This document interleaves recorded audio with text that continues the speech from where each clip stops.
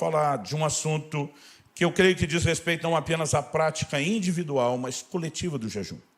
Eu quero trazer uma perspectiva profética do impacto que o jejum terá, ou que o resgate da cultura do jejum terá, em relação à preparação da vinda do Senhor. Jesus disse que eles começariam a jejuar com a ausência do noivo, mas pressupõe também que o jejum se encerra com o retorno do noivo. Porque quando ele vier, nós vamos ter bodas, vamos ter festa, inclusive comer juntos. Porque na última ceia ele diz para os discípulos, não beberei mais do fruto da vide, até que eu beba convosco de novo no reino de meu Pai. Então, nós imaginamos que a ausência do noivo dá só início ao jejum. Mas eu creio que no tempo do fim, o jejum também seria uma forma de expressar as saudades e o anseio do regresso do noivo. E eu quero que você perceba algo relacionado com a vinda de Jesus. Em Atos 3, de 19 a 21, eu vou ler na NVI. O apóstolo Pedro, pregando sobre Jesus, diz, arrependam-se, pois, voltem-se para Deus, para que os seus pecados sejam cancelados, para que venham tempos de descanso da parte do Senhor. E Ele mande o Cristo, o qual lhes foi designado Jesus. É necessário que Ele permaneça no céu até que chegue o tempo em que Deus restaurará todas as coisas, como falou há muito tempo, por meio dos seus santos profetas. A Bíblia diz, convém que os céus recebam a Jesus. Outra tradução diz, contenham, até o tempo da restauração de todas as coisas. O que eu e você precisamos entender é que não importa qual é a cronologia dos eventos catológicos que você acredita. As pessoas gastam muito tempo discutindo se Jesus vem antes, durante ou depois da tribulação. Mas algo que ninguém pode discutir é que ele não vem sem que primeiro aconteça algumas coisas. O texto está dizendo, é necessário que ele permaneça no céu até que algo tem que acontecer antes que ele venha. E ele menciona a restauração das coisas que Deus falou por boca dos seus santos servos, os profetas. Ele não fala apenas do cumprimento, mas da restauração. Então aqui nós temos um filtro que diminui a quantidade de profecias a ser analisada. Ele está falando de coisas que já se cumpriram ao longo da história e terão um cumprimento replicado, senão não seria a restauração do que foi dito.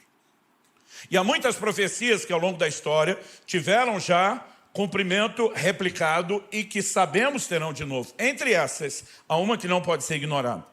Em Joel, no capítulo 2, dos versos 28 a 30, a Bíblia diz, e acontecerá depois disso, que derramarei o meu espírito sobre toda a humanidade. Os filhos e as filhas de vocês profetizarão, os seus velhos sonharão, os seus jovens terão visões, até sobre os servos e sobre as servas derramarei o meu espírito naqueles dias. Quando eu olho para esse texto, eu percebo que existe uma parte da profecia de Joel, capítulo 2, que se cumpriu nos dias de Joel. Mas tem uma outra parte que ela se cumpre no dia de Pentecostes. Pedro vai se levantar para relacionar esse texto que nós acabamos de ler com aquilo que aconteceu no dia de Pentecostes. Mas quando você lê Joel, capítulo 2, você entende que Joel não falou só sobre o futuro. Ele também falou sobre o seu tempo, ele falou sobre os seus dias. Aliás, em Joel, no capítulo 2, no versículo 18, nós vemos Deus falando assim, a Bíblia falando assim, então o Senhor teve grande amor pela sua terra e se compadeceu do seu povo. Passado. Ele interviu naquela época, naquele momento. O Senhor respondeu ao seu povo, eis que lhes envio o cereal, o vinho, o azeite, e vocês ficarão satisfeitos. No verso 23, ele diz, filhos de Sião, alegrem-se e exultem no Senhor seu Deus, porque Ele lhes dará as chuvas em justa medida. Fará descer, como no passado, as primeiras e as últimas chuvas. Está falando do ciclo e da estação das chuvas voltar a estar regulado, porque não estava. E essa era a razão da fome, da miséria, da escassez de alimento. Como resultado de organizar o ciclo das chuvas, Deus diz, 24, as eiras se encherão de trigo, e os lagares transbordarão de vinho e de azeite. 25, restituirei os anos que foram consumidos pelo gafanhoto. 26, vocês terão comida em abundância e ficarão satisfeitos, louvarão o nome do Senhor seu Deus, que fez maravilhas em favor de vocês, e nunca mais o meu povo será envergonhado. E eles viveram parte do cumprimento de tudo isso. Mas Joel também diz no verso 28, e acontecerá depois disso. Depois disso é o que ele está falando antes. Derramarei do meu espírito sobre toda a carne. E em Atos capítulo 2, que nós vemos o cumprimento dessa outra parte da profecia. Pedro se levanta no dia de Pentecostes, quando a multidão está atônita com aquele povo falando em línguas. E a partir do verso 15 de Atos 2, ele diz: esses homens não estão bêbados como vocês estão pensando, porque são apenas 9 horas da manhã. Mas o que está acontecendo é o que foi dito por meio do profeta Joel. E acontecerá nos últimos dias, diz Deus, que derramarei o meu espírito sobre toda a humanidade. Os filhos e as filhas de vocês profetizarão, os seus jovens terão visões, os seus velhos sonharão, até sobre os meus servos e sobre as minhas servas derramarei o meu espírito naqueles dias e profetizarão. Essa parte não se cumpriu nos dias de Joel, se cumpriu depois. Mas tudo que faltava se cumprir, cumpriu-se em Joel? Não. Ele também cita a parte da profecia: mostrarei prodígios em cima no céu, sinais embaixo na terra, sangue, fogo e nuvens de fumaça. O sol se transformará em trevas e a lua em sangue, antes que venha o grande e glorioso dia do Senhor. A expressão dia do Senhor em todo o Antigo, e não só no Novo Testamento, aponta para o advento escatológico da vinda de Cristo. E aqui ele está dizendo: antes desse dia chegar, eu vou mostrar alguns sinais. O sol não se tornou em trevas, nem a lua em sangue no dia de Pentecostes. Quando que esses sinais acontecerão? Quando estivermos na iminência do retorno de Cristo. O próprio Jesus diz em Mateus 24, 29, logo em seguida a tribulação daqueles dias, o sol escurecerá, a lua não dará sua claridade, as estrelas cairão do firmamento e os poderes dos céus serão abalados. Então aparecerá no céu o sinal do Filho do Homem, e todos os povos da terra se lamentarão e verão o Filho do Homem vindo sobre as nuvens do céu com poder e grande glória. Sol escurecendo, a lua perdendo a capacidade de dar a luz. Apocalipse 6, do 12 ao 14. João diz: vi quando o cordeiro quebrou o sexto selo, houve um grande terremoto. O sol se tornou negro como pano de saco feito de crina, e a lua ficou toda vermelha como sangue. As estrelas do céu caíram sobre a terra, como a figueira deixa cair os seus ciclos verdes quando sacudida por um vento forte. E o céu recolheu-se como um pergaminho quando se enrola. Sinais relacionados com a vinda de Cristo. O sol escurecendo, a lua se tornando em sangue. Então, uma parte da profecia de Joel já se cumpriu, lá nos seus dias. Outra parte se cumpre posteriormente, no dia de Pentecostes. Mas uma parte ainda está para se cumprir. Mas não são apenas 3 fragmentos cumprindo-se em momentos distintos. Nessa primeira parte aqui, Deus diz: eu vou derramar as chuvas, como era no princípio. Deus estava basicamente dizendo o seguinte: eu vou permitir que vocês vivam os ciclos normais, em justa medida. Eu vou derramar as primeiras e as últimas chuvas. Em algumas traduções é chamada chuva temporã e serode. O que eram as primeiras e a temporã? É a chuva que molhava a terra e permitia que ela fosse arada, e dava condições da semente, ao ser lançada, iniciar o seu processo. Depois haviam meses de seca, sem nenhuma chuva. E quando se aproximava a época da colheita, vinham as últimas chuvas. Elas iam contribuir para acelerar o crescimento, a maturação do fruto e potencializariam uma grande colheita. Essas chuvas costumavam ser mais intensas e mais abundantes que as primeiras. Aqui nos dias de Joel, Deus está dizendo: eu vou regular as duas coisas. Mas aí Joel entra com uma figura das chuvas, falando das chuvas espirituais. Derramarei do meu espírito. Só que Pedro se levanta e diz: está cumprindo aqui. E uma das poucas coisas que Pedro muda pelo Espírito de Deus dessa profecia é que, em vez de como Joel dizer, e acontecerá depois disso, mais para frente, agora Pedro diz, e acontecerá nos últimos dias. Então ele está dizendo, a profecia de Joel cumpre aqui, mas nos últimos dias tem cumprimento replicado. Ela voltará a se cumprir. Porque a terra precisava não só das primeiras, mas das últimas chuvas. O maior derramar do Espírito Santo de todos os tempos ainda está para ser visto.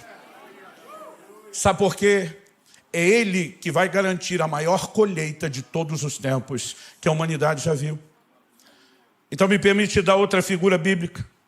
Tiago capítulo 5, versículos 7 e 8. Portanto, meus irmãos, sede pacientes até a vinda do Senhor. Porque Ele pede paciência. Porque desde a primeira geração eles foram ensinados a viver na iminência do regresso do Senhor. No início, alguns foram para o extremo. Paulo, em 2 aos Tessalonicenses, tem que dizer, ei, quem não trabalha também não coma. Porque tinha cliente dizendo, Jesus está voltando, e se tornaram irresponsáveis. Mas depois eles tiveram que lidar com o outro extremo. Pedro diz na sua segunda epístola que alguns estavam zombando da promessa da sua vinda, dizendo que está tudo igual no começo, nada mudou, tipo, cadê ele? E agora Tiago está dizendo, sejam pacientes. Depois de nos pedir paciência, ele dá um exemplo de paciência. Eis que o lavrador aguarda com paciência o precioso fruto da terra, até receber as primeiras e as últimas chuvas. Sejam também vocês pacientes e fortaleçam o seu coração, pois a vinda do Senhor está próxima. Para nos pedir paciência, ele dá o exemplo de paciência do lavrador. Ele está dizendo, o lavrador tem que ter paciência. Porque se ele espera a primeira, ara a terra, mas não espera as últimas, ao antecipar a colheita, ele perdeu boa parte do resultado. Ele tem que esperar. O apóstolo Pedro, no contexto da vinda do Senhor, diz em 2 de Pedro 3,9, o Senhor não retarda a sua promessa, ainda que alguns a julguem demorada. Pelo contrário, ele é paciente com vocês, não querendo que ninguém pereça, mas que todos cheguem ao arrependimento. Se você somar o que Pedro e Tiago estão dizendo, Cristo é o lavrador, nós somos o fruto da terra. Ele está dizendo, eu ainda não posso voltar. Eu preciso esperar um pouco mais, até que as últimas chuvas garantam a maior colheita de todos os tempos. Pastor, e o que é que o jejum tem a ver com isso tudo? Quando Joel anuncia sua profecia, aquela que teve cumprimento nos seus dias, ele começa dizendo no capítulo 2, ali no versículo 12, ainda agora mesmo, diz o Senhor, convertam-se a mim de todo o coração, com jejuns, com choro, com pranto, rasguem o coração e não as roupas, convertam-se ao Senhor seu Deus. Arrependimento, consagração, santificação sempre se tornaram parte do caminho que pavimenta o avivamento. E sempre nele você vai encontrar oração e jejum, nas convocações divinas e na prática da história. Ou seja, a primeira parte da profecia de Joel não aconteceu sem jejum. Deus volta a tocar no assunto no verso 15. Toquem a trombeta em Sião, proclamem um santo jejum, convoquem uma reunião solene. Ele está dizendo que eu estou prometendo não vai acontecer sem que vocês façam o que eu mandei fazer. É por isso no verso 28 Deus diz, e acontecerá depois disso. E diz, primeiro jejuem. E eles jejuaram. E aquele estado mudou.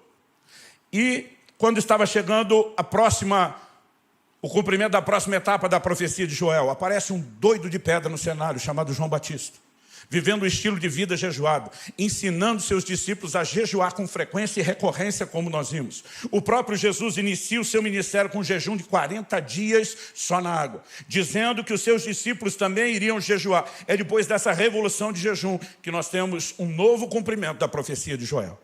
E se nas duas primeiras etapas ela não se cumpriu sem ser antecedida por jejum, você acredita mesmo que a terceira e a última etapa vai ter cumprimento sem jejum? Nós precisamos entender que o jejum, além de expressar a saudade do noivo, ele contribuirá para que aquilo que precisa acontecer antes da vinda do Senhor aconteça. Pastor, o senhor está dizendo que se não voltarmos a jejuar, Jesus não volta. Não, estou dizendo que se não voltarmos a jejuar, não teremos as últimas chuvas e o avivamento. E sem elas ele não volta. Então entenda como você quiser. Deus vai resgatar a cultura do jejum. Me ouça com atenção. Você pode participar do que ele vai fazer ou ficar de fora. Mas me ouça com atenção. Deus resgatará a cultura do jejum de uma forma extraordinária no tempo do fim. Porque ela será parte do caminho que ele precisa pavimentar. Eu tenho jejuado por uma vida inteira, mas desde o início desse ano, um irmão falou para mim, pastor, o senhor está empolgado. Eu falei, empolgado não, eu estou surtado com o jejum. Na virada do ano, o Espírito Santo falou para mim, para tudo o que você planejou, para estudar sobre jejum como você nunca fez. E eu decidi estudar não só a teologia do jejum, que já vinha fazendo há muitos anos, mas mergulhar no entendimento não só da fisiologia, mas também da história. Todos os grandes movimentos de avivamento na história têm sido precedidos de jejum. E isso não é coincidência. E Deus está nos chamando para esse tempo e esse lugar. Honestamente, ninguém, nem eu, ninguém pode te dizer como você vai fazer. O fato é que cada um de nós pode fazer melhor do que está fazendo e dar menos desculpas. Um outro dia falou para mim, não, pastor, eu não jejuo mais porque eu sofro de gastrite, eu não posso ficar com o estômago vazio. Eu falei, é para isso que existe jejum parcial. Ele, hã? Falei, vai jejum com suco de frutas, com caldo de legumes. Esses dias ele me falou, pastor, está rolando, não passo mal. Outro dia um me falou, não, pastor, é que meu médico disse que eu tomo um remédio lá que não pode ser tomado de estômago vazio, então eu não posso jejuar. Falei, quantas vezes por dia você toma? Ele falou, uma. Falei, que horas? De manhã. Falei, criatura, você pode almoçar de manhã. Não precisa nem ser um café. Forra o seu estômago, encha o bucho, coloca o seu remédio. Quando é que você vai tomar de novo? Na manhã do outro dia. Falei, você tem 24 horas para jejuar? Ele, é mesmo, não pensei nisso. Cada um de nós pode passar a fazer algo diferente. Se você nunca jejuou, Não comece fazendo loucura. Pule uma refeição. Comece com jejum intermitente, que é o que vai te ajudar e muito. Mas eu e você podemos ir avançando um pouquinho mais, testando os limites do corpo, né? Descobrindo como funciona. Existe muito entendimento sobre o assunto. Estou lançando um livro que eu escrevi ele todo em jejum, chamado A Cultura do Jejum. Coloquei o médico que sempre me acompanha para trazer orientações, como você se prepara, como se conduz no jejum, como que volta. Tem que ter mais cuidado no jejum prolongado, na volta do que no próprio jejum. Mas sabe, nós queremos ajudar a promover a cultura do jejum. E se Deus fará o que Ele tem dito que fará e nós queremos fará, nós precisamos cooperar com Ele. Eu quero encerrar te fazendo 3 perguntas. E as perguntas são: primeiro, como podemos pensar em viver uma vida cristã plena sem o hábito do jejum? Segundo, como podemos pensar em agradar a Cristo, aquele que sinalizou esperar que jejuemos, sem a prática do jejum? E terceira, como podemos pensar em nos preparar para a volta de Jesus sem a cultura do jejum?